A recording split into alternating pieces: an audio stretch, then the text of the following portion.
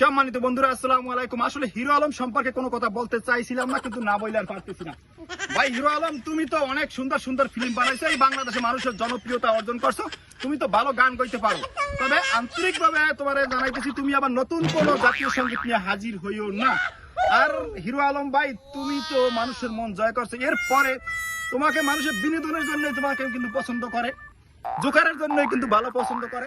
এরপরে তুমি আবার হঠাৎ করে কেমনে যে বড় নেতা সাইজে গেলা বুঝতে পারলাম না। তো আসলে বলতেছি, আমার মনে দুঃখে কষ্টে বলতেছি, হিরো আলম ভাই তোমাকে খুব ভালোবাসি, খুব পছন্দ করি। আমি চাই না তুমি কোনো জয় ঝামেলায় পড়ো। আসলে তুমি বিনোদন দিলেই কিন্তু খুব ভালো হয়।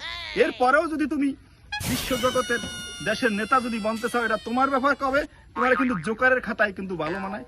জোকার হিসেবে দেখতে পারলে বেশি আনন্দ পাই, হিরো হিসেবে দেখতে হলে আনন্দ পাই, গায়ক হিসেবে দেখতে হলে আনন্দ পাই। তবে তুমি নেতার খাতা দিয়ে বাদ পড়লেই মনে হয় যে ভালো হয়। সম্মানিত বন্ধুরা, আসসালামু আলাইকুম। আসলে হিরো আলম সরকারকে কোনো